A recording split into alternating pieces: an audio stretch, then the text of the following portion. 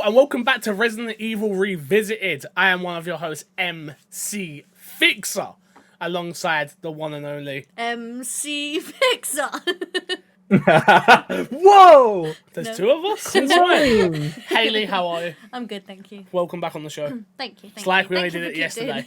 Well, It's it feels ridiculous. like that. Alongside me, of course, the one and only D-Spawn, how are you? Hi, I'm MC Fixer. I mean, I'm Despawn. Whoa. She actually works been for like me, a alright? Does a lot of work, so she gets to be MC Fixer. You, on the other hand, you just have to play Resident Evil games at the moment, alright? Severely underpaid, Fine. guys. Severely underpaid. I know, I feel you. The disrespect. Hey guys, how we doing? The disrespect is coming my way. And last but not least, of course, Shotgun McPain, how are you, sir? I am MC Fixer. Oh my god. Is this like the real Slim Shady Please Stand Up? Yes. Like, what the heck's going on here? There we If go. you don't know what Resident Evil Revisited is our every other day podcast at this point, where we go through and play every single Resident Evil numbered game, including Code Veronica, all the way leading up to Resident Evil 8. If you haven't seen the first 3 episodes, please go check them out. YouTube.com/MCFixer, where you're watching this right now. We have Resident Evil 0 up, Resident Evil 1, and Resident Evil 2 all out now. So, if you haven't seen those, go check them out beforehand. Or if you only want to hear our thoughts on Resident Evil 3, I understand. I get it. Yeah, we are going to be talking about Resident Evil 3 today, guys. Yay. Well, let's start. Okay, I'll start. I tell you what, I'll start because on a surface level, I don't think Resident Evil 3 is actually a bad game. I think as soon as you compare it to Resident Evil 2, it becomes a bad game. But on its own, Resident Evil 3 isn't a bad game. I would say it's actually a good to great game. It is in that ballpark. On the short side of things, in my opinion, it lacks puzzles of depth, but I don't think it's as bad as what we're about to make it out to be. So I just want to play devil's advocate there, where it's like, though I know this game isn't everybody's favorite, especially the remake of it, isn't everyone's favorite, and obviously we are literally only discussing the remake. We're not talking about the OG, so the things that I miss in this game are not going to come up in a large quantity, I wouldn't have thought. But I just wanted to put that out there before we start jumping in and dissecting Resident Evil 3. I think this game isn't as bad as what we're about to make it out to be. Alright? D-Spawn, we'll start with, we'll go to you. What are your initial thoughts of Resident Evil 3? Like, after finishing it, Yeah. it's not a good game. Oh It's my not. god, that's I ridiculous. mean, it's Are you not. first? I mean, on this, it's fine at best. There are some really egregious things that this game does that just annoy me. But yeah, like all in all, character development is almost non-existent. None of the agree. characters feel like their previous incarnations or the one we know of. Agree. Anyway, the action is good. The Nemesis feels genuinely threatening in some instances, especially when you play it on normal or hardcore difficulty. Hardcore, and- Inferno, those difficulties, this game is ridiculously hard. So yeah, you're 100% right there. But yeah, all in all, like coming out of it, I didn't come out of this feeling good about playing that game at all. Damn, I did not have a happy feeling at the end of it. we'll break that down very, very soon. Shotgun, what about you? What was your thoughts? I'm somewhere in the middle between Fix and Despawn, where I upon first playing of this game back when it came out last year, I was super excited. I'm like, all right, we get this Resident Evil 3 treatment, one of the least played of the originals that I've had. So I was like, oh, I finally get to experience this story and really experience Nemesis. And I was kind of let down by that because I almost did it again, Mr. T. Mr. X is so threatening in RE2 and so in ways that actually feel earned. Whereas I feel like Nemesis is threatening only because of how annoying he is and how, especially his hitbox. I don't know about you guys, but like, and I don't know if it's the update because I didn't have this in any way, shape, or form in the first run. But he can hit you twice on, Yes, and I it's had that. super annoying. Super The annoying. reason, so did you use the dodge at all? Mm-hmm. So that's why I did. It all comes down to timing. It all comes down to timing. Before I go any further, Haley, what are your opinions of this game of someone who is watching us play this series? Like, how do you feel about this game? I think it's a good game. I'd go with like where you stand. I think it's a good game, but I think it's a disappointment when it comes to living up to its original. And I do think that, as you said, having Mr. X kind of ruins Nemesis for this game. And I also actually think that adding the dodge mechanic also takes a little bit of power away from Nemesis as well. I feel like Mr. X is so threatening in Resident Evil 2 because it's hard to escape him unless you've really kind of got it down with the speed runs and whatever else. Whereas Nemesis is quite easy to avoid if you're using your dodge mechanic most of the time. For me, again, I'm actually a little bit higher on this game than I was the first time of playing it. And maybe that's because we're playing for every single Resident Evil game, and I'm just in a Resident Evil mood. And again, I still stand by comparing it to Resident Evil 2. It's not even a fair comparison. This looks terrible compared to 2. But I'm taking myself out of that, and I'm just trying to put myself in Resident Evil 3 and my thoughts on this game, which is, I think it does some things really, really well, which is the world of Raccoon City is built out in a way that we've never seen it before. And that I commend this game for on so many levels. The streets, the shops, all of that, which we'll get into more later, I think is some of its best moments in the game. Because it's like we said before with the characters of 2 in last week's episode, right? Which is, when I imagine Claire, I saw Claire. When I imagine Raccoon City, this is what I saw.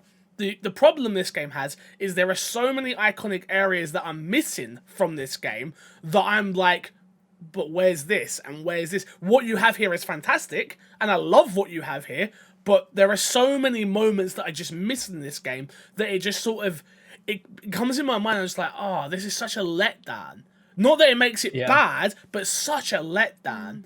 The thing that Despawn said, and I 1000% agree, and I didn't notice it my first playthrough, and I've got 30 hours in this game. We noticed it at the end of my first game. It's like, so I've played this game extensively, for a game that's only around 7 to 8 hours long, I would say.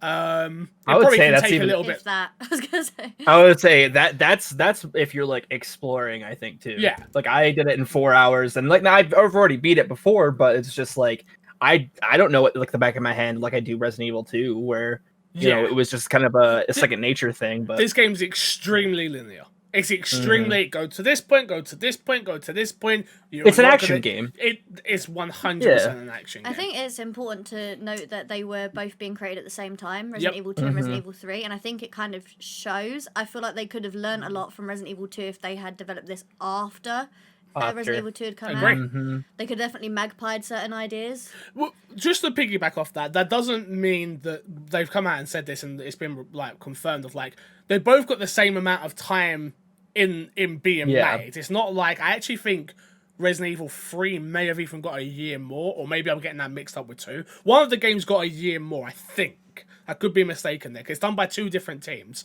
And yeah, we already knew Resident Evil 3 was going to become more action-focused. The original's more action-focused, so that made sense. That isn't my problems with the game. Like I was getting to, which was Despawn, character development in this game is absolutely atrocious. Like, I'm so let down by it. After we played Resident Evil 1, I'm like, man, they kind of did Jill dirty. And then we get to this one and I go, they did Jill dirty again. Jill. Like, they just recast her. Who is the only thing I can maybe think is because, and this isn't an excusing because they still should have given her more character development. We are playing the games as if they're all canon, which they are not. 2 and 3 are brand new canon. So maybe the next, not 8,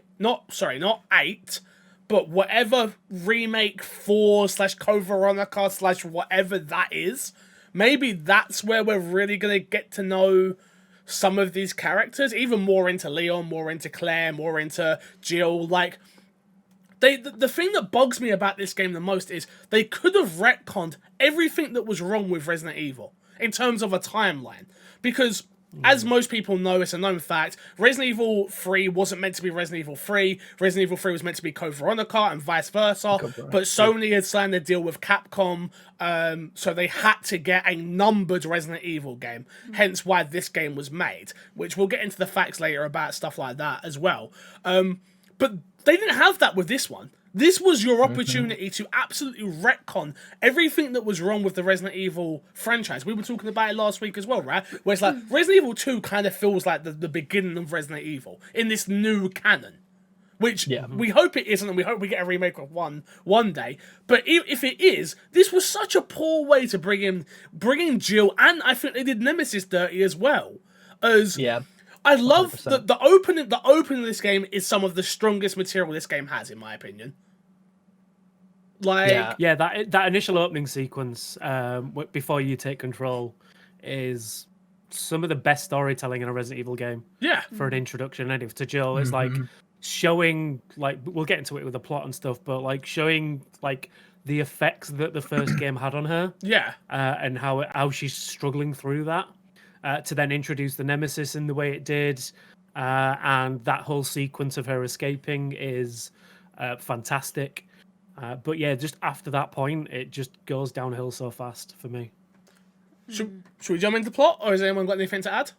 We can do. I'm sure we're going to get there anyway, but I definitely feel like that very beginning opening sequence, which I'm not sure if it's going to actually touch on, but oh my goodness, does that hit home with COVID? Oh yeah, beginning like. Well, and they're talking about vaccines. The one specific line. There's one line I can't remember. It's it like verbatim, a pandemic like no other, or something yeah, like that. We're just sort of sat here. Oh my gosh. We're sat here like none of us can go out. We're like, oh yeah, right. I wonder. This came out like this came out like the beginning beginning of the pandemic too. Yeah. So that it wasn't like a thing where let's hold this off. No, it was like it's coming out this time and.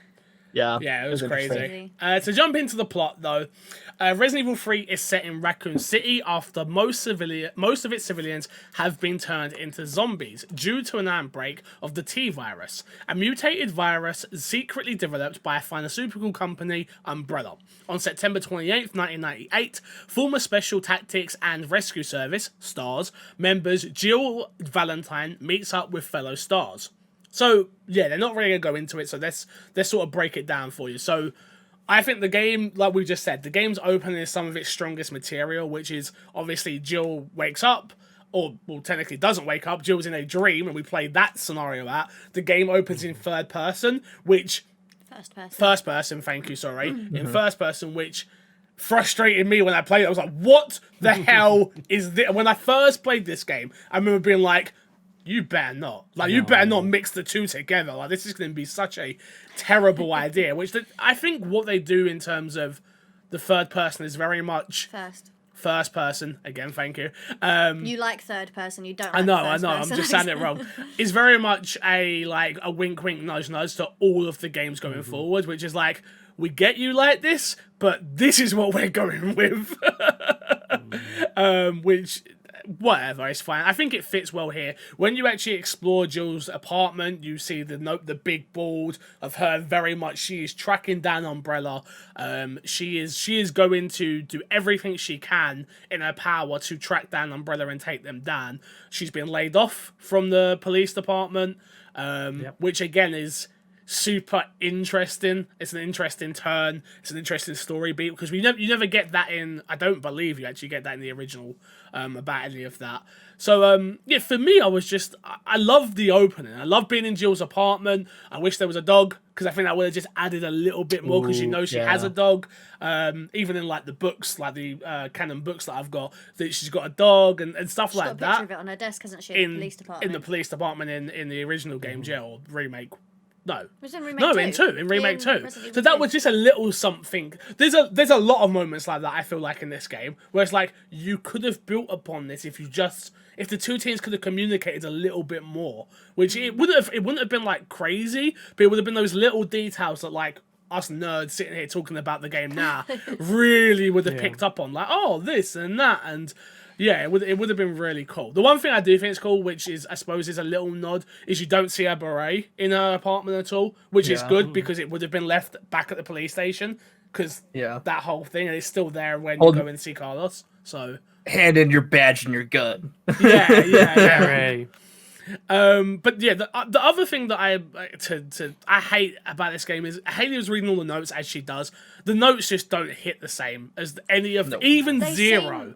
They're just so boring and They generic. seem really clinical and very like factual Yeah. rather than emotional. Yep. So they don't Yep. really. It give doesn't the world build. Yeah, they don't. Well, it does world build. It doesn't really do well for storytelling. No, I don't think it Yeah. world builds. I think it game builds. It's very much, here's a note which has context to the world, but it is a note very much of like teaching you how to either play the game, do something in the game, figure out a puzzle. Those are what the notes are, I find. See, I think Go ahead, sorry. I was gonna say I disagree with some of that just because I think some of the scientist notes that you get later on are a little bit more like personal, but I don't Yeah. think I wouldn't consider them storytelling. I do think Yeah. the only one that I think is good is the one you get in the where Dr. Brad or whatever the fuck his name Nathan, is. Nathaniel Brad. Brad, yeah. Bard, sorry, yeah. Bard, that's what it is. His note is like, "Hey, baby, I got a vaccine for you." Like it kind of builds out his character a little Yeah. bit. Yeah. But I think other than that, like it's largely just like Yeah. it's definitely an action game where you're trying to, the focus is to get through it rather than the other Resident Evil games where it's much more of a, okay, let's immerse you in this world, whereas like it feels like almost like a Call of Duty game where it's like, okay, we want you to get to the next part. To the next part, to the Yeah. next part, to the next part, yeah. Yeah, I was gonna say like agree with you guys that the only real like notes that kind of hit home in any way are the ones that touch on Bard's story and how he's working on the vaccine, and how he cares and wants to make a difference and like help people, and like but Somewhat. Everything else is just He's still dodgy. somewhat. Yeah. I mean, it's all very much like, oh, well, we fucked up. We should probably create this vaccine. But you can tell, like, you kind of get this kind of how he is as a person and like why he's doing it. Yeah. The rest of it is very clinical. It's like, well, if you match these two gunpowders, you'll make flame rounds. Yeah. Or if you pick up this battery pack, Wait. you'll do this. Which the one thing I'll give him credit for is at least everything makes sense again in this world, where it is like, oh, we left this weapon here because the gammas are starting to eat people, and like stuff like that. Though, so it's not just like, oh, there just happens to be a grenade launcher in the sewers. Like, I like the fact there's a little bit of context there for a lot of things, but it just doesn't add enough. It's very much gameplay focused, not world focused, in my opinion, which sucks. To carry on. Officer Brad Vickers, shortly after being attacked by a intelligent, that's what I thought it said, bioweapon known as the Nemesis T-type in her apartment. Wait, what? This jumps around mad. After being attacked by an intelligent bioweapon wait. So I'm assuming. So they're it's missing the phone call there. The part no. that... Yeah. Remember? No, yeah. Look, I you've put think it's the just full cut. stops in the wrong place. See, former Special Tactics Rescue and Service STARS member Jill Valentine meets up with fellow STARS officer Brad Vickers shortly after being attacked by an intelligent bioweapon known as Nemesis T-type in her apartment. I just want to let you know, I don't put the full stops. No, it's the full stop after STARS. It's the This is Wikipedia. anagram. I just want everyone to know this ain't me, alright? While trying to find a safe place, Brad is killed by a zombie, and Jill is confronted by Nemesis once again. Umbrella Biohazard Countermeasure Service, UBCS, mercenary Carlos Oliveira saves Jill, explaining that he is part of a group of the surviving UBCS military, Mikhail Victor, Tyrell Patrick, and Nikolai Genoveth. Yeah. Have set up a subway train, which they plan to use to evacuate civilians from the city. Now, because there's a lot there to break down, so let's do it. Go on, you've got something They're to say. mercenaries, not military. just Oh, so sorry, that did I people say are aware. military? I meant Yeah. mercenaries. I apologise. They're just slightly different. Yeah, no, I apologise. Everything up until this point, I don't hate about the game. I just, I think it paces very well. It's opening. It gives you enough time to explore Jill's apartment. It gives you enough time to escape from Nemesis, showing how absolutely damning he is and how powerful he is. I think meeting up with Brad is a nice touch to the old games. It's nice to see him. We get the nod, obviously, in 2. He looks exactly the same, which is dope. But once again, I had no feelings for Brad. Like, Brad Brad's there, and Brad, and obviously He comes in and out so quickly, doesn't he? and there is such a key moment in the original game where he dies by Nemesis. Spoilers, when Nemesis kills him, but it's such an iconic moment that they could have kept that and just had that happen in the whole scenario where Carlos is, but just doesn't. It's just a shame. I will say I both hate, and we're getting a little bit further on, but I hate and love the fact that Marvin bites him. Hold that. We'll get to that. Yeah. We'll get to that. We'll get to a boy. Vice versa. We're trying to find a safe place. Brad is killed by a zombie, and Jill is confronted by Nemesis once again. Umbrella, Biohazard, Countermeasure Service, UBSS. Sorry, I just read that part. My bad. We already read all that, right? No, I didn't. No. You got to City. Thank you. Jill helps. Yeah, Jill helps them reactivate power to the subway and then departs on the train with Nikolai and Mikkel. Again, they jump so far ahead, so let's bring it back just a little bit. So obviously, you play as Jill, you have a couple of puzzles in this part. So you have the train puzzle, which, did anybody struggle with that or enjoy that puzzle? No. I think the first time I tried it, I went, "What am I doing?" Because it doesn't really look up. Doesn't at the screen, explain itself. The first time you fail it and then look for 2 seconds, like, "Oh right, I get it." Yeah, I get it. And then also you have one thing I like. So before you even get out of the subway station, I wasn't the first time. but sure, go on. Sorry. Go on. Well, that's where you meet them, aren't you? And then you're going off to get the train map and everything else. But before you, Sorry. Go on. Before you leave the subway station, there's the little shop at the subway station that has a little pamphlet for the Spencer Memorial Hospital, and I actually quite like the fact that with us playing all of the Resident Evil games back to back, you're like, oh, Spencer Memorial, it's named after Oswald Spencer, who's in Resident Evil 0, who then employs Dr. Marcus, and it kind of all starts like linking up a little bit more, and it was quite a nice little nod to that. And also, like, it shows like how much the overall city is owned by Umbrella, not only just the Officer Irons or Chief Irons, and then the mayor.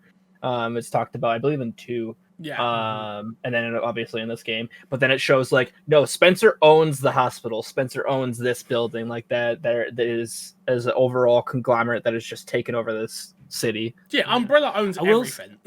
Yeah, I was gonna say, like we said, they didn't do a very good job with the notes and stuff, but some of the notes do cover it really well. That it is basically Umbrella is financing this city, so they can use it as their own testing ground. What I mean by the notes is, again, it's a shame, but I'm comparing them to 2. 2's notes 100%. do not only world build, but they day. give you context to what's gone in the world. It gives you context to characters you never even meet, but you have feelings for and about. Where these notes are they're very. I don't mean it in a bad way, but they're very casual. It's for a casual fan. It's very much, oh, you've never played a Resident Evil before? Umbrella owns everything. This is Umbrella. Umbrella. It's like, there's not that level of, only the Spencer Memorial one is like, and even that, you don't need it because you go to the hospital and it's like, this is the Spencer Memorial Hospital. It's like, we get it. Like, you don't need to slap us over the head. We understand. And that's the thing that both of them do, right? Both Remake 1 and Remake 2, where what they do so well is not only give you the overall world in the notes, but it also gives you the individual stories. You can miss the entire Lisa Trevor story in 1. You can miss the entirety of, I'm trying to think of 1 from 2, but you can miss entire stories. The orphanage. The orphanage, yeah, that's a good example. Yeah. You can miss that entire storyline just by, whereas I don't think you're missing anything by missing any of these notes. You're just like, it's one of those things where, hey, scientist bad, Umbrella bad, Pretty much. like. Yeah. It's just I just feel like it's too casual. Bum. Jill helps them reactivate power the subway and then departs. Again, we've done this. She gets the train. Also, we are missing a whole section, like gameplay wise. That's what the section with the bugs. So those horrible, creepy ass bugs. There's a ton of things in this section that we're missing. So let's stick to that. Sure. Yeah. The bug section we can start with, which is why. I don't get... They do the parasite moment, which I don't think is a terrible moment. I actually thought that was kind of cool, but you never experience it again. No. So it, Nope. I mean, Not once. it makes sense when you look into like there's again.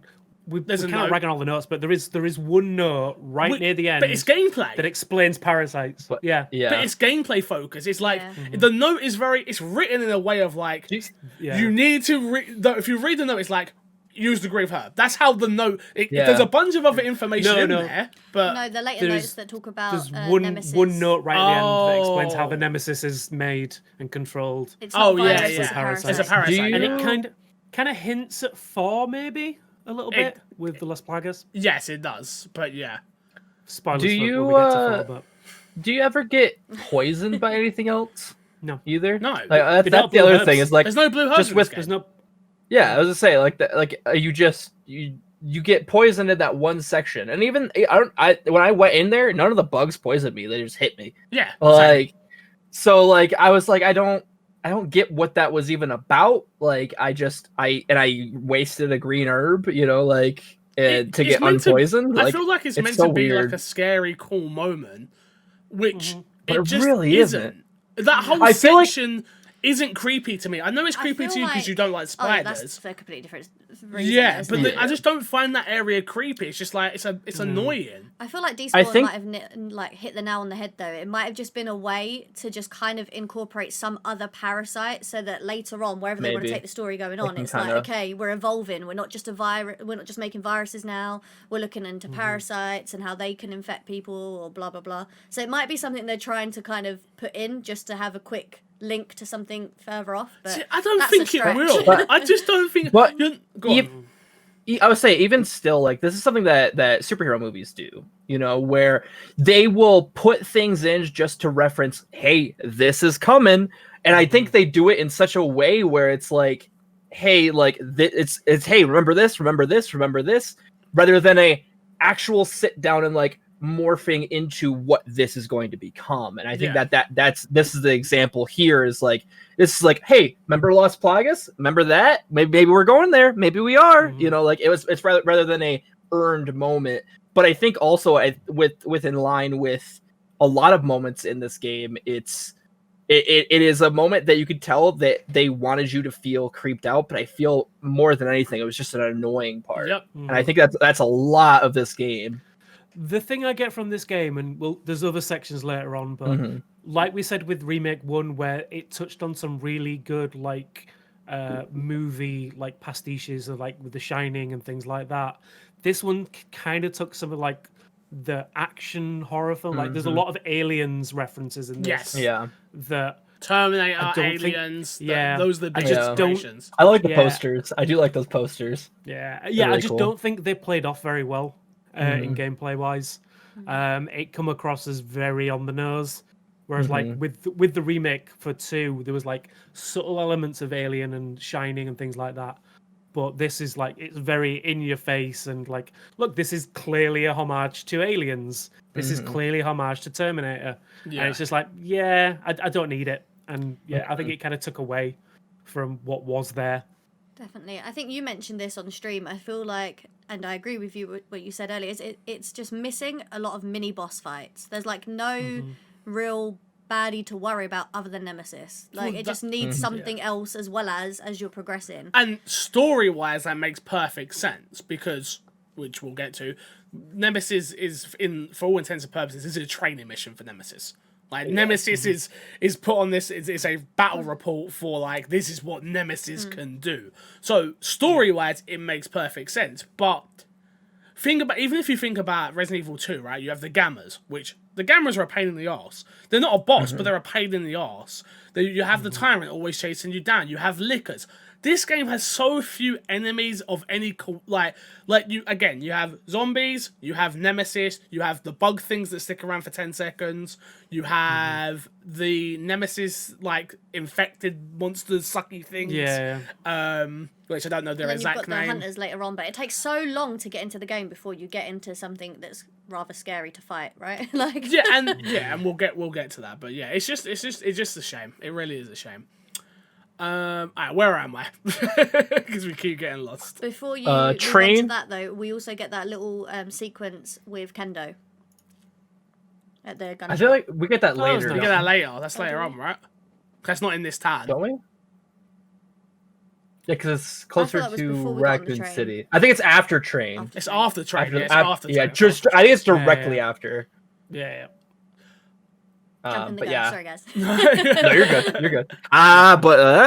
Jumping the gun. Nintendo shop. Where? That there. What? Just tell me.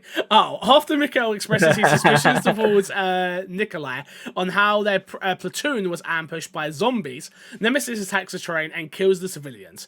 Nikolai then locks Jill and Mikhail out, forcing them to confront Nemesis. When Nemesis grabs Mikhail, he sacrifices himself, detonating an explosive, causing the train to derail. Meanwhile, Carlos and Tyrell travel to the police department where they plan to find Brad in Bard, in the Star's office. Nah. Go on, D-Spawn, you've got something, hit me. We see Marvin again. We do see Marvin again. Look, this is Yeah. there are so those moments are good. Like I like the explanation of why Marvin's bit. I love that. Yeah. But I But would it's also rather kind of have dumb. had Nemesis come, murder Brad, and then Nemesis's mission for this whole game is to kill Stars. Mm-hmm. He fails his mission. What? Like, I understand not killing Jill, she's the hero of the game, but Brad has to die. Like, Carlos is not the guy to kill Brad. I'm sorry. Yeah. Like, it just, there's no payoff there. Like, I love the nod, the key card, which you can totally miss if you don't pick it up, if you don't kill Brad, which we almost didn't. I was like, oh, we're just going to leave Brad alive. And I was like, oh, actually, give me that key card, which I love that. But Yeah. that whole moment of, like, Brad's not, like, a big part of Resident Evil, but he's a huge part of the lore of, like, Right. he messes up in the first game, and, like, you see the progression, right? And now we're just, like, Carlos, who it's Carlos. Like, Carlos is an absolute nobody in this game. He's it's so annoying that, like, Nemesis could have come out of nowhere.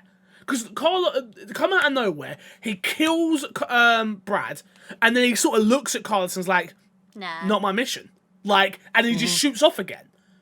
That would have been so impactful and more powerful to me than, like, Carlos being the one that just sprays down Brad, and then it's just like, he was Stars. It's like, yeah, great, thanks for that, dude. Like, come on. But yeah, not to it take does away a lot from it. Marvin. Marvin's great. I'd love to see Marvin again. Shame. Again, it's one of those moments that annoy me in a little bit though, because, like, so where does he go? Every other door's locked. He disappears, doesn't he? He just literally disappears And in the thin air. And we never saw him again, except.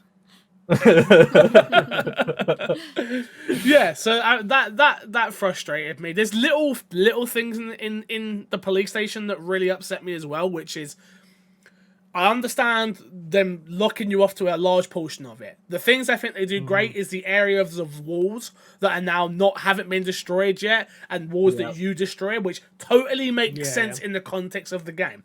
The things that don't make sense to me is the switch has a case over it. Yep. We don't then see that casing in 2. So where did that casing go? same thing.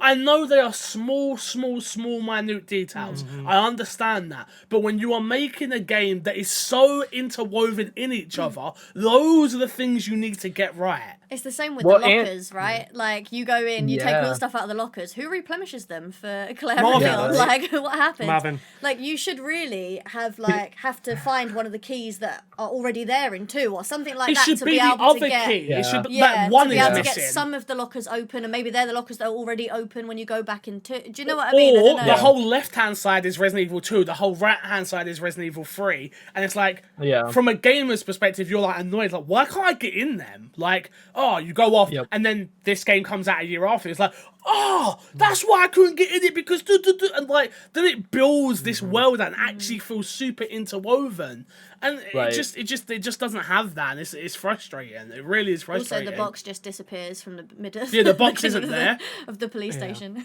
Like, I understand those are gameplay focus elements, so I understand At the same time. why.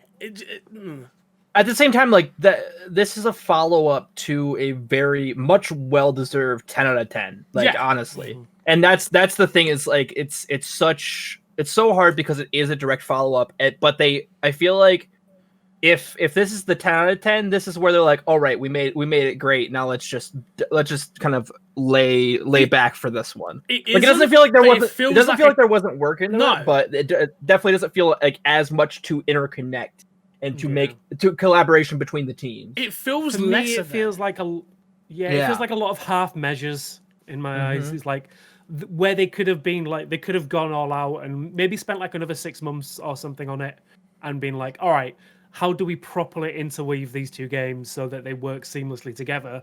They've kind of gone, well, that wall doesn't need to be there, so we need to figure a way to get rid of it. The rest can just be as it is, and it's fine. And it's those things that would have elevated this game, and I just think it's kind of indicative of the rest of the gameplay for me. It's just a lot of half measures, and like it's good enough when they could have gone that a little bit further and made it something genuinely special. For what is missing in story, I understand that this game hasn't got as much to draw from. I get that. I understand that. Again, you are remaking a game. But those little things is just communication. Like, it's communication and it's getting those things right, which then would have made this game feel that much more special, because it would have been like, oh, okay, it doesn't have the story, it doesn't have the talent behind it in terms of not the developers, but in terms of like the cast of characters. Like Leon and Claire compared to Carlos and Jill are just night and day, right? But if it would have built on the world more, and it does, again, in the Raccoon City streets, I think it really does that. But then the police station is supposed to be that moment. You go back there and you're like, even in the OG games, like, you have boarded up doors and things. It's like, there are still survivors in there. That's why that happens. And in this one, it's just like, no, that hasn't been done. That's not done yet. And that door's still locked. And that is like, give me something. Like, give me something. And I think it adds to the fact that you are missing the additional content. It adds to the fact that, okay, so you're willing to cut corners for gameplay here, but when there's something interesting like that, I mean, I did some research, and it's like Clock Tower seems like the most fascinating thing about that game. No, it's actually horrible. The really? Clock Tower is horrible. Yeah, it's a horrible segment in Resident Evil 3. It's annoying, it's frustrating, it's a pain in the butt. But there is a boss battle there.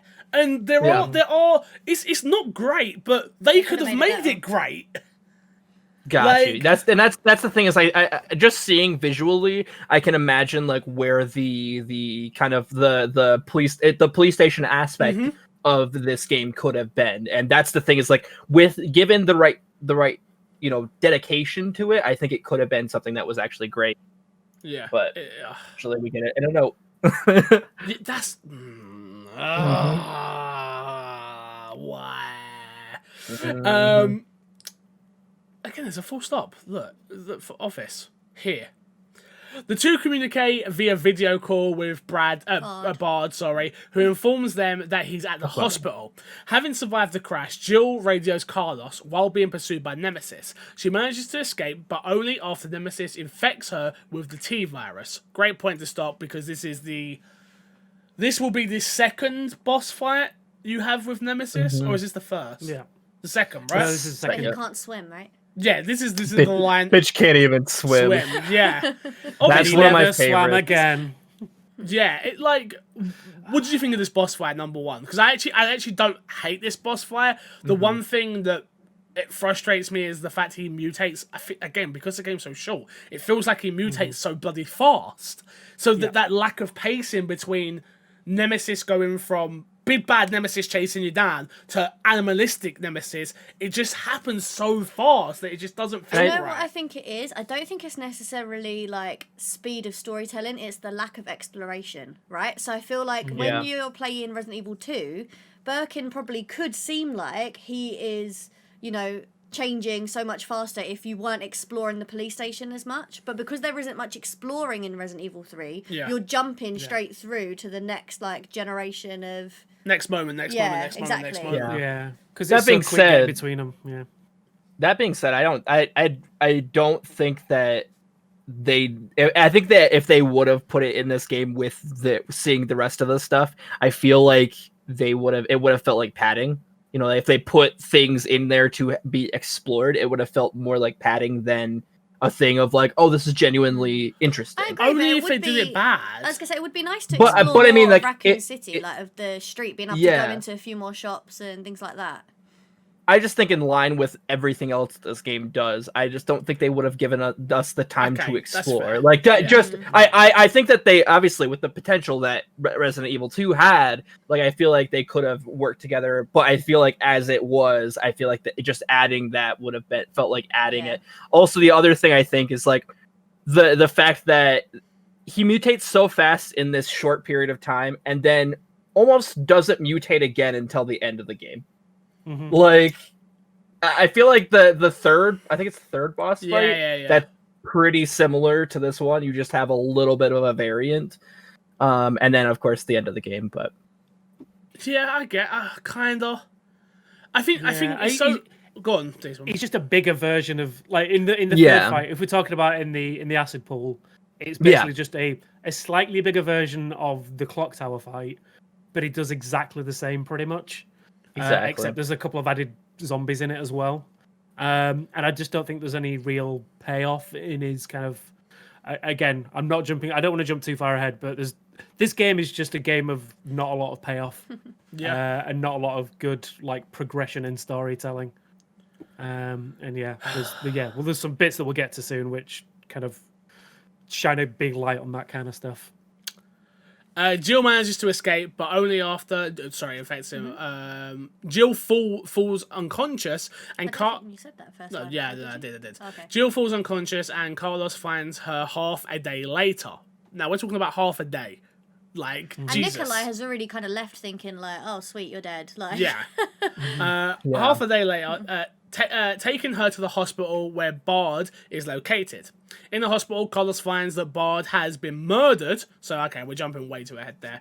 I'll finish the sentence and then we'll go from there. He also learns that Umbrella engineered the T-virus and that the company hired Bard to develop a vaccine.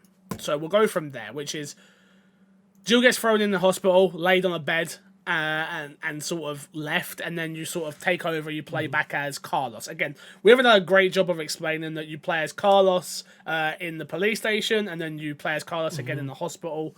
It's because Carlos is that forgettable. It's true.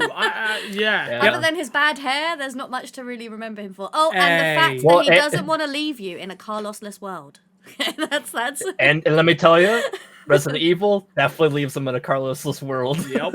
I mean, the hospital as a whole, I actually like. I don't think it's a bad. I think they do quite a job in terms of its environment. It's dark. It's gritty. It's somewhat scary. But by this point, you have a machine gun, a pistol. Like you don't feel like you're ever going to die, really. Like, don't get me wrong, you come up against hunters in the hospital, which I think the hunters are the best designed characters in this game. I love how their shell breaks open, and I think it's the only thing this game does that I'm like, oh, take that into Remake 1, remake 1, where I'm like, that's the design. That's what they should look like. That's what they should feel like. They should be able to one-shot you like they used to. They should be able, you should crack open their shield, their skull, sorry. But it won't be like that because, again, the guns you get in 1 wouldn't make sense to be able to crack open, using a pistol to crack open these damn hunters. It just doesn't, it wouldn't make sense. So,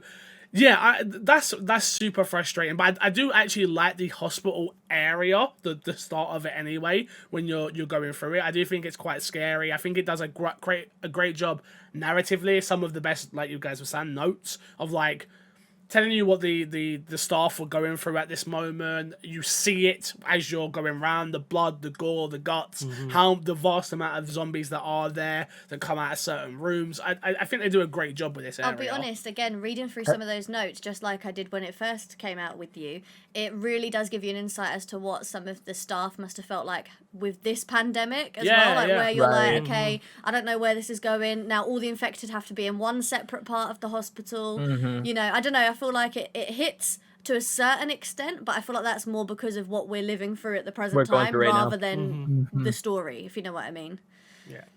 I think this area too is probably the most Resident Evil this game gets. Like it definitely feels like you have the scares, you have the puzzles, you have the saves, the safe. But I mean, like that in terms of this game, this is the most it gets, and to where it feels like you're exploring and kind of have that downtime, but also it's still this action movie where you're going through and like, all right, let's get to the next thing, and it doesn't give enough time to breathe, which I think the other ones have done so well. And that's why I think going back to back, I think that this does a disservice to this game. Whereas I don't think this is necessarily a bad game. But again, I totally agree. These one, what do you think of this area?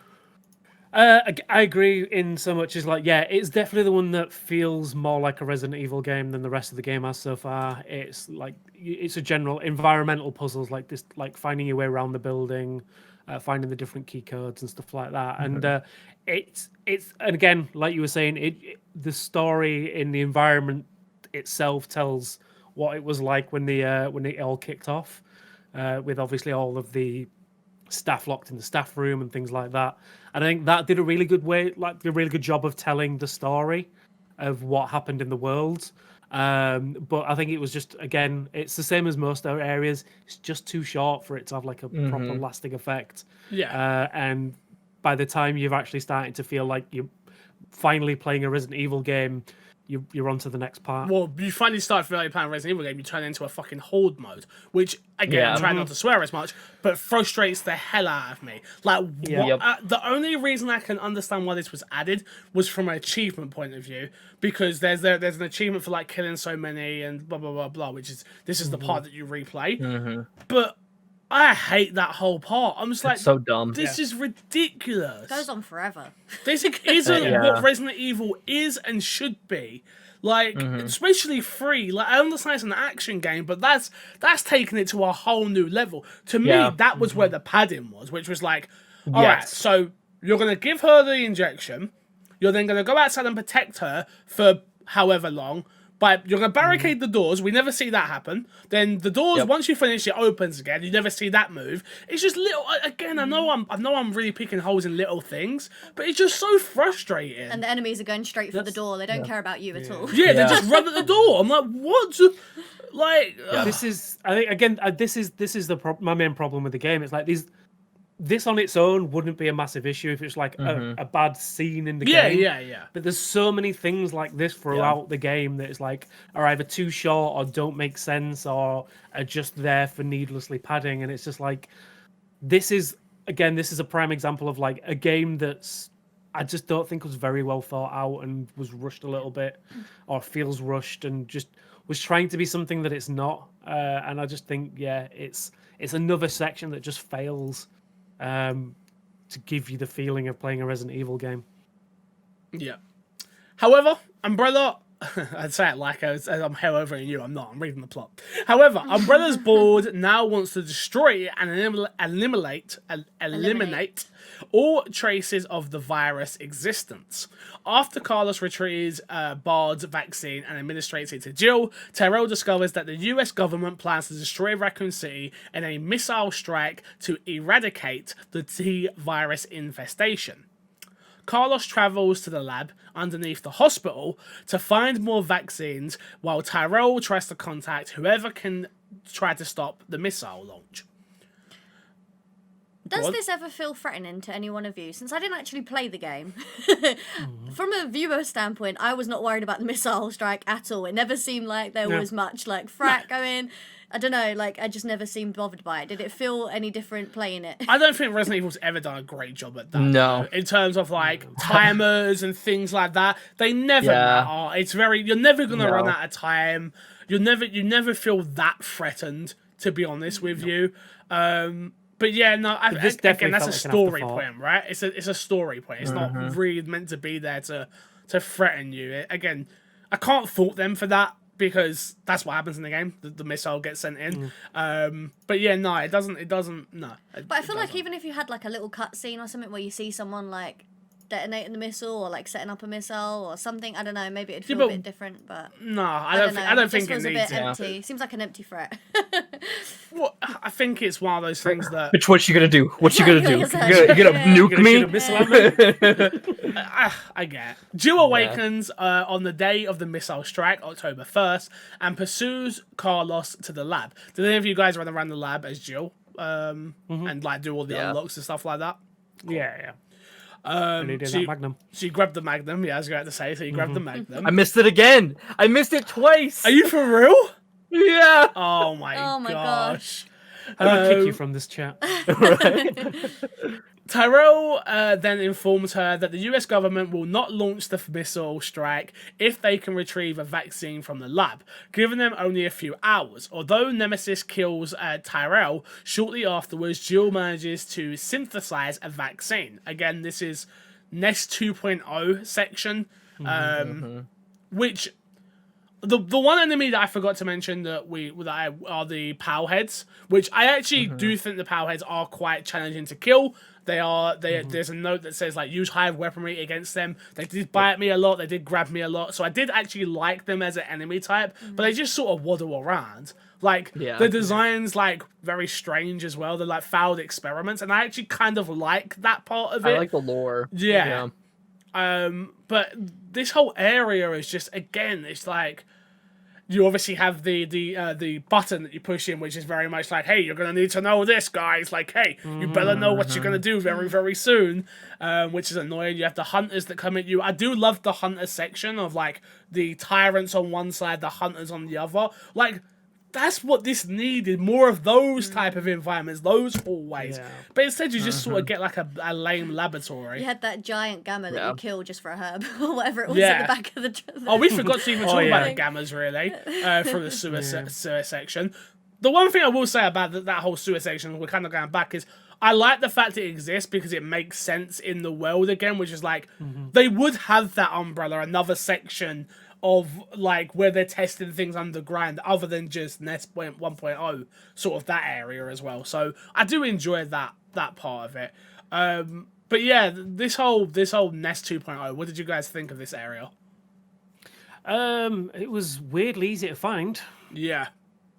Jill even says that though, doesn't she? I was going to say that to you, which is that is one of the biggest problems with this game, this moment. What do you mean? It has a forbidden door. No one goes past the forbidden door. Like, what is that about? Like, seriously, what is that about? So the door, you know how we talked about the police station and how well it's designed and how it all fits and it all works and you're backtracking and all this. Like, Resident Evil 3 is like the opposite of that. It's like, they sort of went, how are we going to fit a underground Nest lab sort of thing? Oh, we know, we use the hospital. I get the umbrella of this company, but you're telling me nobody noticed? Like, at least like there's a in 2 there's a statue covering the bloody doorway and a secret book, and like this is just there's a door. I feel like the only way you could on it though, it's fine. The only way you could suspend your disbelief is if every time somebody opened the door, they just killed them. Like, that's the only way you can just like anytime someone's going stuff stand there. Yeah. Like that little hallway bit, the janitor stuff's there, then there's another door, and then you go through those doors and there's another door. And I'm like, so you're telling me the janitor didn't go, oh, I should probably have a look around here. Like, no. Like that didn't happen. Oh, it's just Right. And then you got the giant umbrella truck as soon as you come down. Right. I mean, I can understand that from a storytelling point of view. If, as far as everyone else is concerned in Raccoon City, Umbrella are just a pharmaceutical company, which makes sense for a hospital to have their trucks there. Yeah. But the fact that it is like you walk past 2 trucks and then it's a massive lift into a secret base. It's like all you have to do is pull a switch to get into. That don't make sense to me. You could have. I'm trying to think of like we're trying to just play devil's advocate. But you could say that the zombies down there are the people who did venture down there and tried to, and then those are the people that Umbrella ends up experimenting on. It's like, oh, you fucked up, like. If they explain that. If you honestly think about it, right? No, they don't. I'm just saying, like, just trying to set yourself. Put myself there, like, where... Okay, so the way they got their test subjects were people that were being too nosy, and they found out, so then they decided, oh, you're due for it. But if there was a little note, which is like, from someone who's been locked up, like, man, I fucked up, man. I come down here looking for this. I knew there was this door with a red glow and like something. Like, but no, you get nothing. But let's think about it, right? It's a hospital and this pandemic is like outbroke and whatever else. They could have 100% had an on-site morgue and then Nest be the other side of the morgue. Because then it explains the dead going in, like the zombies and whatever else. Like, it's real easy to kind of just patch it in. You know what I mean? I say it's easy. It's obviously not that easy, but you know what I mean? Like, no, if they had, if they planned it out properly beforehand. Yeah, super easy. Like an extra, like if you just spent like an extra 10 minutes worth of gameplay, just to say this door leads into a morgue, and then there's a secret switch in the morgue. And there's a secret switch in the morgue. Cool, I got it. I understand. But rather than it being like a simple lock that leads into the parking lot with a giant evil elevator. Yeah. I don't know. So we kind of glossed over the fact that Tyrell dies. I think Tyrell being in this game is absolutely ridiculous and boring. It's like he's a forgettable character in the first game. He's even more forgettable in this game, which isn't technically true because he has lines. But it's just like, why do I care about him in any way, shape, or form? He's done nothing. Nothing in this entire game. I feel like he's literally a yes man. It's like, you want to do this? Yeah, sure. You want me to sit here? Yeah, sure. You want me to do that? He's literally, yeah, sure. he's there to be like, oh, I'll cover the tech. You know, like that. That is literally what he is there for. And even that is like, yeah, no, I just thought I'd better mention the fact that someone just died. She also learns that Nikolai is a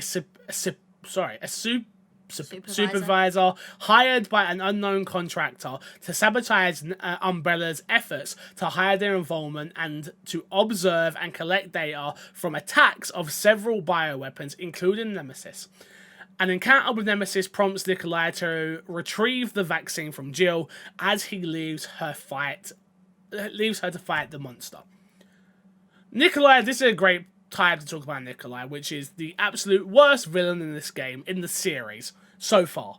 He is terrible. He is boring. He is predictable. It's so from the very first moment of like, I'm the bad guy.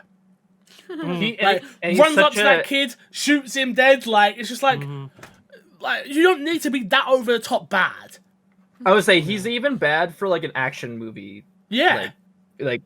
Standpoint, because he is like I do everything for money. There's a price on everything, and it's like, all right, but what else can you do? You know, like there's nothing. It's about money. It's about him.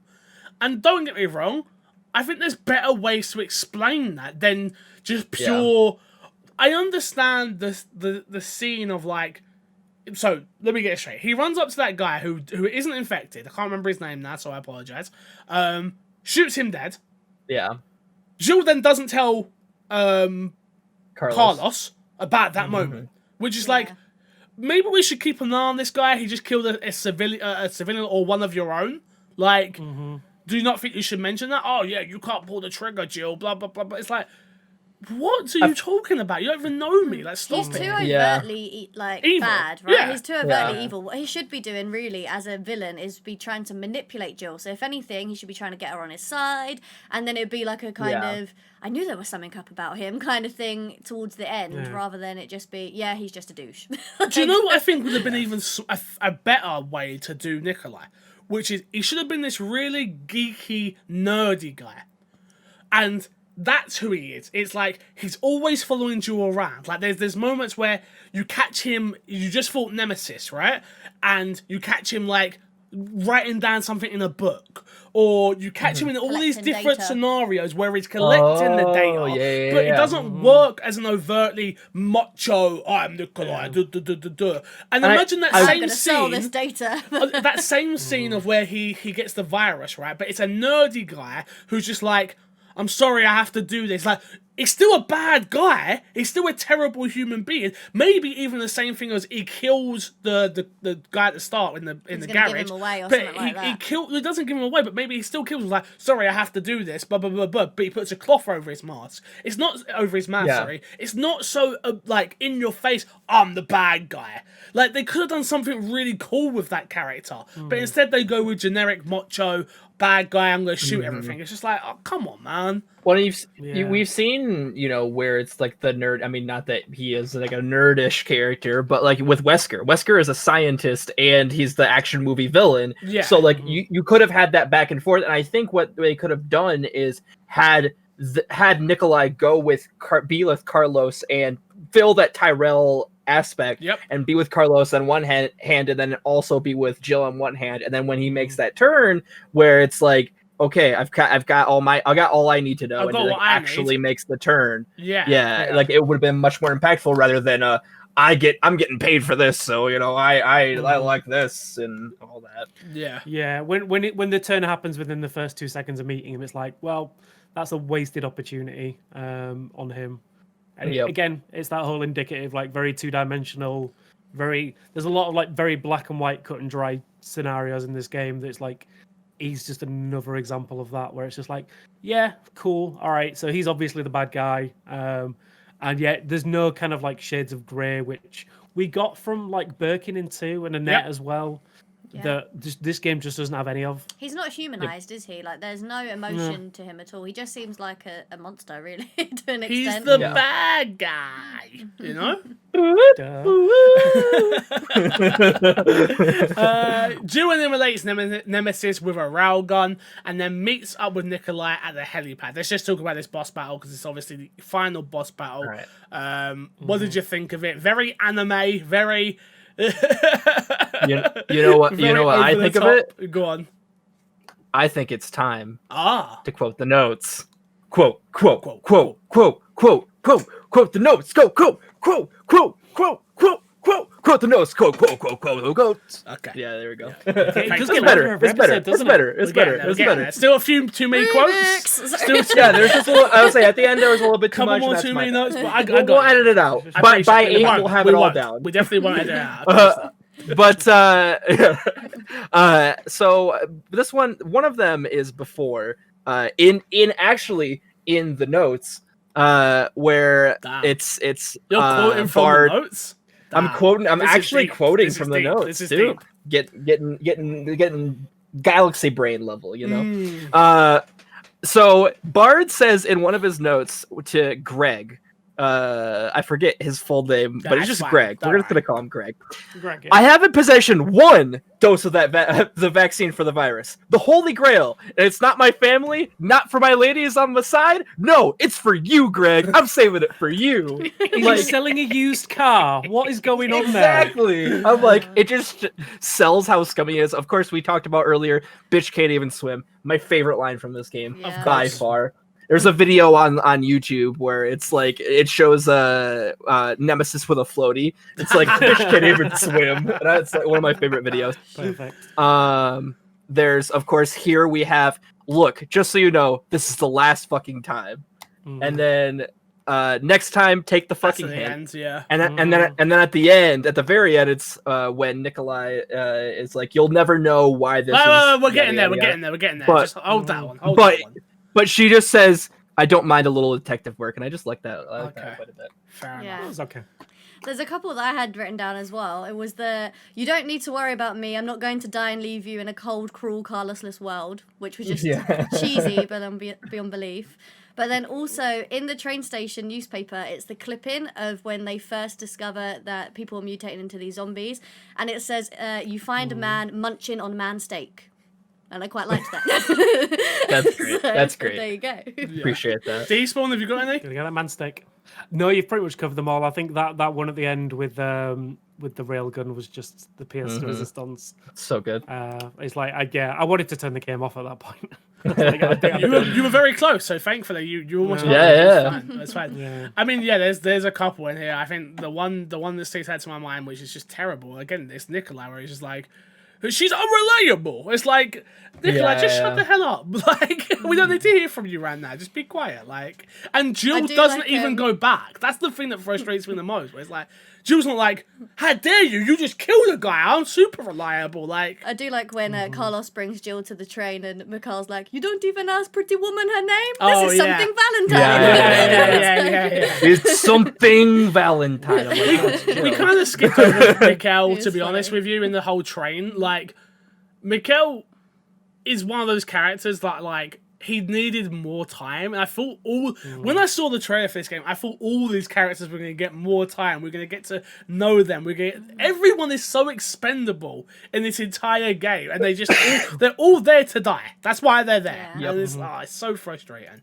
It feels like you're almost watching like a theatre production where it's like, enter from stage right, exit from stage left. Yes. Like this person comes on and then they disappear. I mean, yeah, it kind of plays into the old like the 80s action movie tropes that this game is going for. I think that works really well, but for a video game where you're trying to care about the characters, it doesn't work as much. We're almost there, guys. Nikolai destroys the vaccine, acknowledging that the city's fate is not important as long as he gets paid for sabotaging Umbrella. Carlos intervenes and restrains Nikolai, prompting Jill to shoot and injure him. Disgusted, thank you, by his greed, Jill escapes the city with Carlos via helicopter, of course, leaving Nikolai behind as the city is destroyed by the missile strike. Jill vows to take down Umbrella at all costs. There's always a bigger explosion. Always. And always a helicopter. And there's always a helicopter. Game. Always a helicopter. So, not like a plane or... Does Nikolai show up in the next remake game that is beyond free? Do you think? Do you think we see Nikolai again? No, I hope not too. Who do you think he's working for? Because like these are information now we don't have, which is nice to actually talk about with people, which we don't have. Any of the other games we already have all the answers. This game is as far as we've got in the new canon story. Like who do you think Nikolai's working for? We assume Wesker. But I don't know whether Wesker would really care too much about like sabotaging Umbrella at this point. Yeah. So who though? Well, that's the thing though, because is it Zero? He does talk about him leaving Umbrella to go work for somebody else. So maybe it's whoever that alternative company is. Because I do know, I'm pretty sure in the stories doesn't it, like again, I've not played any of the other games, but from what I remember, isn't there another company that takes over Umbrella? Yes. I don't want to spoil it for you because I actually want you to experience all that. But yeah, there's stuff that happens. Yeah. Yeah. So I think he's working for them. And I mean, at this point, Wesker's dead as far as we're concerned. But obviously, that's not. Again, it's so weird jumping in and out of the two timelines. It's so weird, but it's so fun still to speculate. My other question for you guys is at the very end of the game, you get the post-credit scene, which is the vaccine case that's all been destroyed, and somebody walking past it. Who do you think that somebody is? I just assumed it was Jill, but I think it's Jill. See, that's what I assumed as well. It doesn't make sense. It doesn't make sense. But I think it's Jill. I think it's implied that it's Jill. Like, why add that?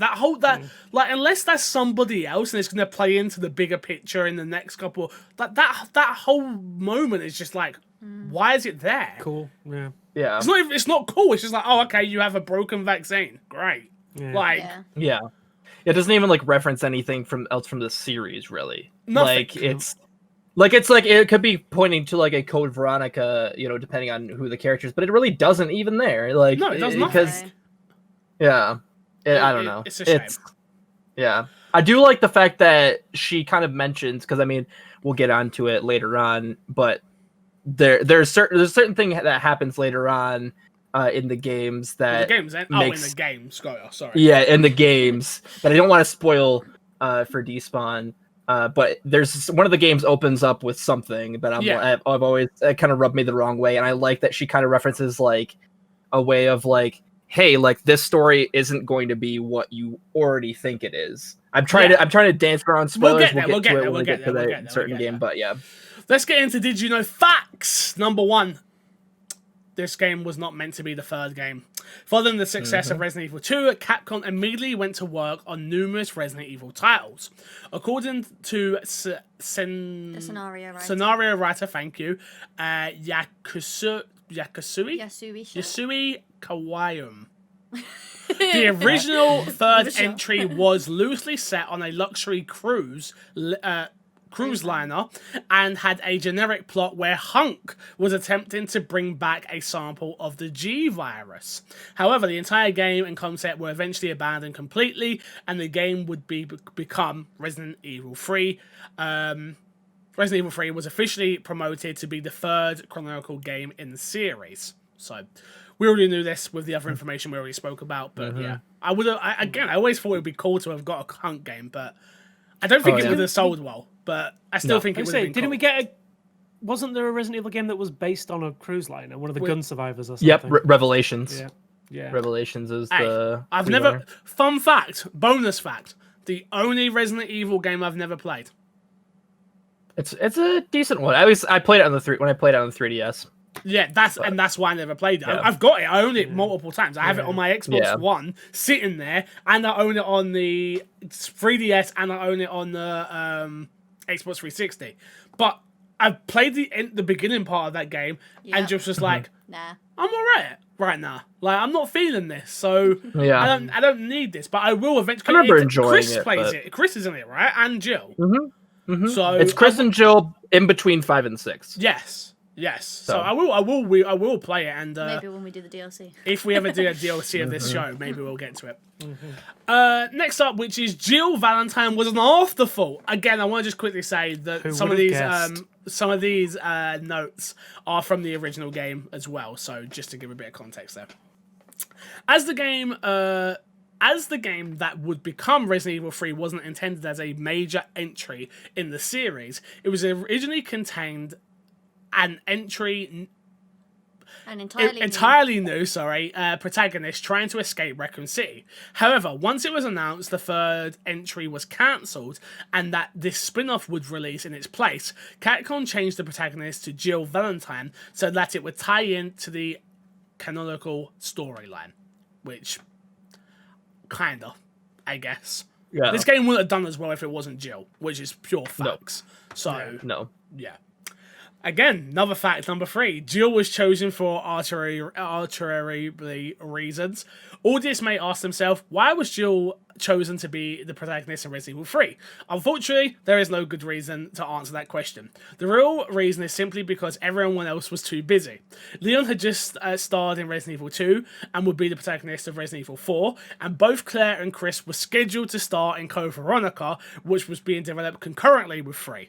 Thus, Jill was the only suitable character. I just think it adds on a little bit more context to the other note there. Next one, the game introduced is a more action elements to the series. Modern Resident Evil is very different from the old school Resident Evil. Many people place the turning point at Resident Evil 4, but it could arguably be placed all the way back to Resident Evil 3. The third entry introduced many action elements to the series, introducing a faster pace, the relentless nemesis, and both 180-degree turn and dodge abilities in order to have better evade enemies. It was a decision that some fans didn't take too kindly, including this guy. I didn't like it. The game was originally known as Biohazard 1.9, which I love that. While the game was officially released as Resident Evil 3, Nemesis and Biohazard Last Escape in Japan, it was originally known as Biohazard 1.9. This is owning the game's odd placement in the series, as it chronologically takes place between the first and second game, despite being the third in the series. Hence, Biohazard 1.9. Of course, this was likely just a working title and nothing more. Yeah, we already knew this. Which, again, I don't know if this game works like that, where it's like, play the first half, then play the second half to make it make sense. I don't know I don't where the think it actual does. timing would be in this game. In the original, It it's would quite be easy, it isn't would it? be to know where, when it's where Jill gets Infected. where Jill gets infected is where the break is Yeah. in the original. Yeah. So I don't know if it works for this though, really. Because I I don't mean, think there's any it does need, mention really, that she is was. I think it mentions she was asleep for like for a day and a half a yeah. day she's Yeah. asleep for. So we're saying that the whole of Resident Evil 2 takes place in half a day. No, she's asleep. I mean, you can play it Carlos in an hour. finds her in half a day, but she falls asleep on the 28th of September and wakes up on the 1st of October. And Ada's when I Ada see what goes you're in saying. with Like when she gets the injection and all that. You're right, okay. and when Ada goes into when she has the wristband, it says the wristband will wear off Valid October until 1st. Yeah, you're right. Yeah. Okay. Fair enough. Yeah. Nemesis can be heard yelling stars in Resident Evil 2 Remake. Both Resident Evil that was remakes good. were developed at the same time, and so it's only fitting that Capcom went back and added some little details to 2 that connected it more. They should have did more. You revisit the prison in 3, arriving before Leon and Claire, and even pop into the gun store. But in 2, you can hear Nemesis' signature cry. On top of this, Capcom added a note from Jill in the gun store, making it evident that things were taking place around the same time in the same area. It was nice to know that we'd be revisiting some familiar faces in Resident Evil 3. I didn't actually hear the scream of stars in 2. Apparently you need to be really quiet to hear it, and it's in as you enter the police station. So I think that's a cool nod. I think it should have been more on the nose, though. Yeah. I feel like all of these moments, to make it really, really, really, really connect with the audience, it should have been way more on the nose. And I know that I know at least the note was added as an update. Now it wasn't in the base game. No, yeah, in the base game. I don't know about the stars. No, both of these were added. Both of them. Okay. Both of them were added. Guys, unfortunately, it's that time where we rank characters. This is going to be a hard one for all of us. I have to be honest, because I mean, there's not much to work with. Really, Jill, Carlos, Nikolai, Mikhail, Tyrell, Brad, Marvin, Kendo. We didn't speak about Kendo. I think this is a great time to talk about Kendo. I love the fact that Jill knew Kendo. Okay, it makes perfect sense. A gun shop owner knowing a police officer makes perfect sense. It's just too short a moment where it's just like, I wish they could have really added something where, like, imagine it was Jill knocks on the door, Kendo come out, then his wife bit the daughter. Like, they could have added more. There could have been more. You can hear the daughter coughing, can't you, in the background? But again, imagine it like it actually had an impact. This moment of like Jill being like, Kendo, I need you, and then like he's like, Jill, I'm really busy. Oh no! Boom, and he sort of slams the door, runs off. Yeah, like, just those more impactful moments would have been dope. But you don't get them. You don't get them. If I had to ask you for one character, Haley, including Nemesis, obviously, who would you pick as your favorite character of the game? I feel like it has to be Jill, but I don't feel like they do a good job of her. But I feel like it's only because out of all these characters, she is my favorite. If that makes sense, like. Fair but answer. I feel like I would choose her even outside of this game, if you know what I mean. But I feel like none of the others really do a great job either. So. Fair enough. Fair enough. Before we go any further, let me remind everybody of our rankings thus far. Oh no! Did I move the image? I think I deleted the image. Damn! What an idiot. Shotgun. Give me a song. Give me a song, Shotgun. I need something. Give me a. Resident Evil. Okay, cool. Here we go. Official rankings. Right now, Resident Evil 0 sits. Resident Evil 0. Rebecca Chambers is our favorite character. Favorite weapons, the Magnum. Favorite location, the train. Resident Evil, Chris Redfield is our favourite character. Weapon is the stun gun. Location is the mansion. Resident Evil 2, Claire Redfield is our favourite character. The shotgun is our favourite weapon. And the police station is our favourite location. Guys, favourite character. Despawn. I know. Can I answer next week? I think it's no, going to take you a week have to answer this week. I mean, yeah, then it's... I mean, it'd have to be Jill, just for, like... I mean, I don't even feel good about that, though. Like, no, I the characters in this game are, like... Just to add how little characters there are in the game, I was so close to saying Nathaniel Bard just because of that one email. That's how that says how much there was about these these characters. But I can't do Jill dirty like that. She deserves higher than Bard. I mean, honestly, I was thinking the same thing, but it's but Bard's like backstory of like him working for Umbrella but wanting to work on his vaccine and all that was great. But yeah, just Jill. Obviously, it's Jill's game. So. Yeah, it's not hard to beat any of the other characters. So let me let you into a little secret. Go on. There is a great piece of Jill content you're going to get to play. Oh, thank God. There is. So don't worry. Don't worry. Okay. Good. So you're going Jill as well, right? I'm going to have to, yeah. Shotgun, finish us out, so I don't even need to vote. Who would you pick? Oh, it's definitely Jill. Like the thing is, like, yeah, like it's like most of these characters just fucking suck. Yep. But Jill, I would say alone for the opening 10 minutes is like the most fleshed out. Agree. Like that, and that's not saying a whole lot, but I feel like that she definitely takes the cake. Yeah. My problem with that though is it didn't feel like the Jill we had in Resident No, Evil 100%. But it's not. That's the 100%. important thing to remember. I know. Is for us it is, but it isn't. That isn't the same Jill. Yeah, It's the important Jill. thing to know. This isn't that Jill. Like, as much as we don't know what this Jill's been through, we already know that she's having nightmares. That's all we know in this world. So, yeah, I would have picked Jill as well. Again, every other character annoys me or just doesn't do a great job, which is frustrating. Or we don't get enough of those characters. So, yeah. Also, I just wanted to, because I thought about it this time. Think about, like, she helicoptered away from this mansion in the first one, and it exploded. Yep. And now she's going helicoptering away from the entire city where the mansion was, and it's getting nuked. Like, what's the next step? You know, like, Come to the it only makes sense. It only makes sense. The next step is we know what the next step is. Yeah, it makes Listen, sense. Where Stars have this whole like field full of helicopters ready for these moments. And nukes. What's the next explosion? You know? Well, there you go. Just a field full of helicopters. Favorite locations, guys. We have Raccoon City Streets, the St. Michael's Clock Tower, the Raccoon City Police Station, Nest 2.0, the hospital, Kendo's shop, Jill's apartment, and the train station.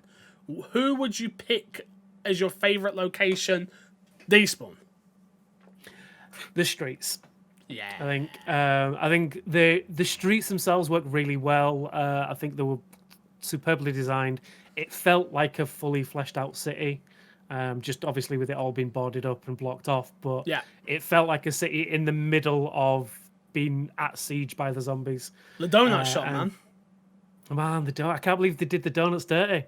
Come on. How can they? But yeah. you're 100% right, which is it's not just the donut shop, it's the toy shop, the donut shop, it's the surrounding areas. I agree. It's for me, I would go with the streets as well. I think it's the strongest element of this entire game. Which coming second would be Jill's apartment for me, to be honest with you, just because of how enriched in detail it has, considering for a Resident Evil nerd just to look at that board and see like, oh damn, Jill's been working on this. Like it gives you didn't have before. Exactly. What about you? Where would you go? The police? No, I'm joking. The streets. It has to be the streets. About to dump your ass. Yeah, definitely the streets. Although we did notice, didn't we, that they added a fire truck into Resident Evil 3 in the streets, where they don't have that in the same part of the streets in Resident Evil 2, so they could have easily like patched something in there. That would have been nice. But those little things. Yeah. Those little things. Shotgun? I'm just to play a devil's advocate here, because obviously we know what it is. I'm gonna say the hospital. Okay. Just because I like the way that it kind of actually feels the Resident Evil aspect in this game, where it's like you're exploring, you have the hunters come out, you have like these challenging.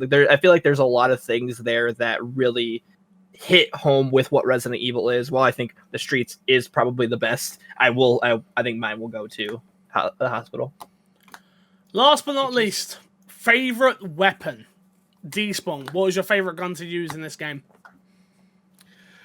Ooh, I mean, for me, I just enjoyed the assault rifle. Yeah. Okay. None of them. Well, yeah, none of them. Yeah, but no, I think the assault rifle was good. Burst was fun. I mean, the railgun was a lot of fun, but it just didn't fit in that game. But no, for me, for the general going through the game, the assault rifle. I think, especially when you started getting some of the upgrades to it and stuff. Yeah, I think it worked really well. Shotgun? I really didn't like the assault rifle. I would say so. I really like the samurai edge in this game, but I think base weapons. Because I think the samurai edge just is super powerful in this game. Like I was able to take zombies out, no problem with it. Yeah. But I think that in the baser weapons, I would say the grenade launcher. I love the different aspects that they have. I mean, it's still the same kind of thing, but you know, like it. I feel like there was a ton of ammo for it too. So the thing I love about the grenade launcher in this game is it has its own backstory. It makes sense why you have to change its ammo the way you do. It makes sense why you have different ammo types, because it's been explained why they are different ammo types to take down different enemies. And I 100% agree with you. The grenade launcher is probably my favorite in this game as well, because it's not. I always find in Resident Evil games like I wait to use the grenade launcher for a certain moment, which like is very. The game's very good at telling you like this enemy takes this damage, this enemy takes this. It does make sense, but I still don't do it like that. I'll just run around and be like, I'm holding my grenades until the boss. Like there's no way I'm doing anything but that. But this game, I love the mines. Obviously you are meant to save them for a very specific moments, but I just like shooting them on zombies' heads and blowing things up as well. Shout out to the shotgun in this game again. Once it's upgraded, feels great. But I'm with you 100%. The grenade launcher for me. The AR is a pile of dog. Because you aim at someone's head and it sort of moves. You're just like, oh, for goodness sake, you're sliding around everywhere. I'm like, no. What was your favourite to watch? I was going to say the grenade launcher. It was either going to be the shotgun or the grenade launcher, really. But, I prefer the grenade launcher. Last but not least, our current rankings look like this, which is Resident Evil 2, Resident Evil 1, Resident Evil 0. Where does Resident Evil 3 sit amongst this list? This is going to be hard. I know. Is it better than Resident Evil 2? No. Shotgun, is this better than Resident Evil 2? No. Haley, is this better than Resident Evil 2?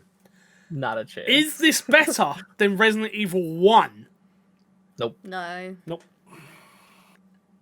Is this better than Resident Evil 0? And if you think yes, why? I could make the argument. Please go for it. I feel like with what it's trying to do as a Resident Evil game, no. But with what it's trying to do as an action game, like it paces you out more and more and more, and I feel like it still does the nods a lot better than what I feel 0 does, personally. And that's just my argument. It's not a sound argument, but it's this. Haley? I feel like to answer that question, you'd really have to dissect it. I feel like story-wise, no. It's not better than Resident Evil 0. And like notes-wise, no. But in terms of like the graphics, the way that the gameplay moves, I think it's because it's a that stuff no one cares. That stuff I'm not worried about. Because that stuff you're always gonna have shinier graphics. You're always that stuff does nothing and for me. And I like me. Nemesis, that's the problem. I prefer Nemesis to Dr. Marcus, but I don't know. No, I'd probably still say no. Well, you gotta think overall it doesn't do better than 0. There's a specific reason why I think they took the Nemesis out of the title of this game. Because he's super forgettable. Yep. Throughout this game, where in the original he is not. He's scary, he's terrifying, and that's the biggest letdown of this entire game is Nemesis. It really is. The fact that you can sort of deactivate him to get weapon parts and to get other things, which I get it from a gameplay perspective, but he needs to be the be-all and end-all monster that cannot be stopped. And